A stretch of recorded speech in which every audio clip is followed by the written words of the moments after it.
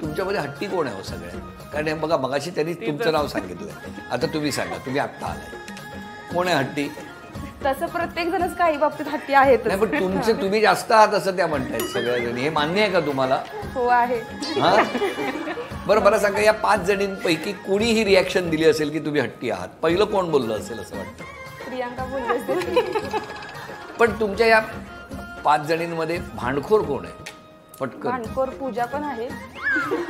या हो, नवरा म्हणून कामं करतो घरी. अच्छा अच्छा. प्रत्येक वेळेस सुट्ट्या घेते आणि माझी इमर्जन्सीमध्ये कधी सुट्टी असली ना तर मग ही अजिबात म्हणजे ऍडजस्ट करत नाही. मग ऍडजस्ट करायला पाहिजे. आम्ही एका डिपार्टमेंटमध्ये जॉब करतो आणि बाकीच्यांना नाही प्लॅनिंग, फक्त स्वतःचा विचार करतो. तिची इमर्जन्सी इमर्जन्सी होती, माझं बुकिंग वगैरे ऑलरेडी झालेलं. हा मग असं नाही ना, सगळं तुम्ही स्वतःच्याच मनाने करता ना. घरी पण अशाच वागता ना मिस्टरांबरोबर, तुम्हाला पाहिजे तेच खरं करता, हो की नाही? करत असेल असेल बघा, त्याला खात्री आहे. आमचा 6 जणींचा ग्रुप आहे, खूपच भारी. तुम्हाला कुठंच भेटणार नाहीत अशा या पोरी. ग्रुपमध्ये प्रियांका आहे भयानक सुगरण. आमच्यासाठी ती डब्यातून आणते पनीर मासे तर कधी चिकन मटन. पूजाचा तर नखरा विचारूच नका. पूजाचा तर नखरा विचारूच नका. ती आली की आम्ही पाहतो टकामका. संध्या कलाकुसरमध्ये आहे निपुण आणि प्रत्येक क्षणाचा ती फोटो ठेवते टिपून. आणि त्या संध्या आहे ग्रुपमध्ये सर्वात मोठी, पण खोड्या करते अशी जणू काही हीच आहे छोटी. आणि शीतलला तर आहे शॉपिंगची भयानक आवड आणि नवरा म्हणून तिने केली तिच्या बहिणीच्याच दिराची निवड. कंपनी सुटली की मला न्यायला येतात माझे मिस्टर आणि ते जरी नाही आले तर मी जाते आणि 6:30ला पाहतेच होम मिनिस्टर. अरे वा.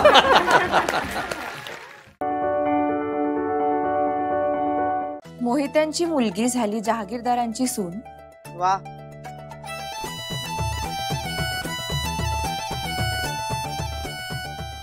आशीर्वाद मागते दोन्ही हात जोडून. कितीही अडथळे आले तरी संसार करीन मनापासून. एक दिवस असा नक्की येईल जेव्हा अभिरामचं पान हलणार नाही लीला वाचून.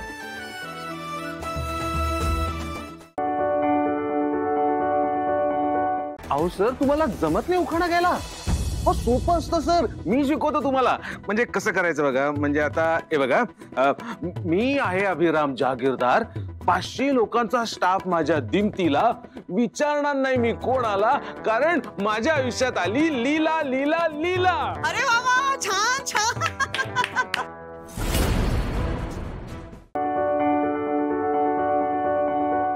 मला स्वप्नातही वाटलेलं होतं की माझ्या लेकीची ही अशी अचानक आठवणी करावी लागेल. कालपर्यंत माझ्या मागे मागे फिरणारी माझी लेक जेव्हा अचानक सासरी जायला निघते ना, तर बापाला काय वाटतं ना, मी नाही सांगू शकत बाळा तुला. प्रत्येक बापाच्या आयुष्यात हा क्षण येतोच.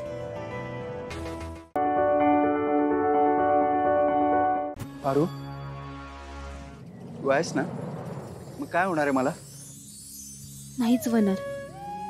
मी तुम्हाला काही होऊ बी देणार नाही. पण बारू, खरंच खूप टास्क होता. म्हणजे तुझ्या प्रेझेन्स ऑफ माइंड मुळे आपण वाचलोय.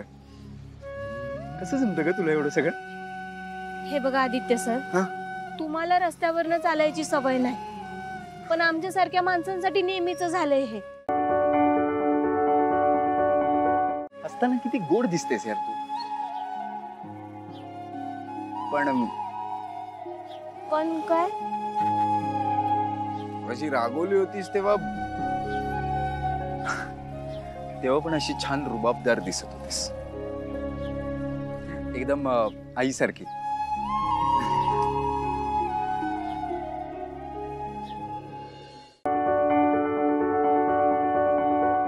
विरोचकाला कुठली शक्ती मिळाली ह्याचा आपल्याला अंदाज नाही. त्यामुळे विरोचक घरी परत आला की सगळ्यात जास्त सावध तू राहायचंस. त्याची सावली सुद्धा तुझ्या बाळावर पडता कामा नये, त्याच्यापासून लांब राहा. आत्या तुमचं म्हणणं कळतंय मला, पण आता काकू काय म्हणाले ऐकलत ना तुम्ही?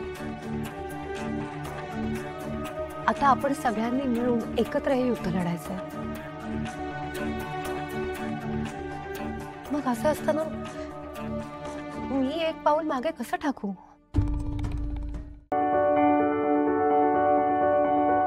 नेत्रा, कधी कधी पुढे जाण्यासाठी एक पाऊल मागे घेणं खूप गरजेचं असतं. मला कळतंय, पण मी तुम्हाला वचन दिलंय ना, मी आपल्या बाळाला काही होऊ देणार नाही.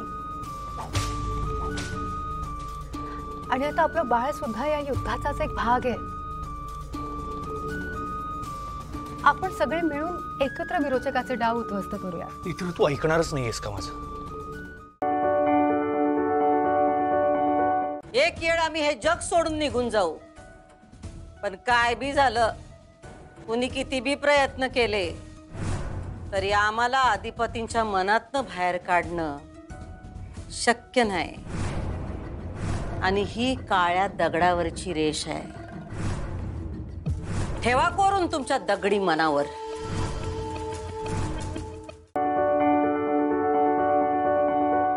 आज खऱ्या अर्थानं तुझ्या संसाराला सुरुवात होतीये. संसार म्हणजे लई मोठी जबाबदारी असते बघा. या घराला जपायचं, या घरातली माणसं एकमेकांना कशी धरून राहतील ते बघायचं. अहो आजी, सून म्हणून जेव्हा मी या घरात आले तेव्हाच मला माझ्या जबाबदाऱ्यांची जाणीव झाली. या घरासाठी मला जे शक्य आहे ते सगळं मी करेन, नेहमीच. अहो, संसार म्हणजे काही सोपी गोष्ट वाटली होय तुम्हाला? पूर्ण येळ करण्याची गोष्ट आहे ती. तुम्हाला या घराचं गोकुळ करायचं असेल नव, तर तुम्हाला पूर्ण येळ द्यावा लागल. तुम्ही शाळेत पोरांच्या परीक्षा घेता का नाही?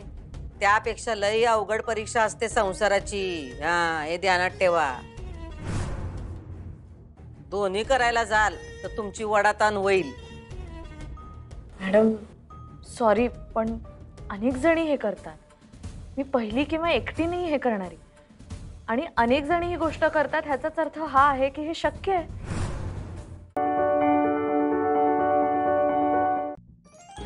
अधिपती, हे काय? हे सगळं कुणाचं डोकं आहे? किती छान सजवली आपली खोली. माझं आत्ता लक्ष गेलं. हे किती काय काय छान केलंय. भारी केलंय की नाही?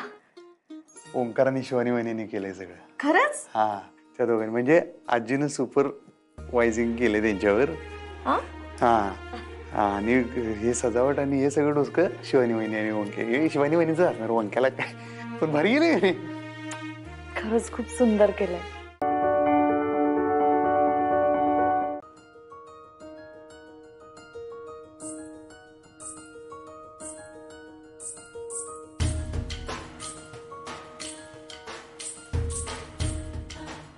सांगा की काय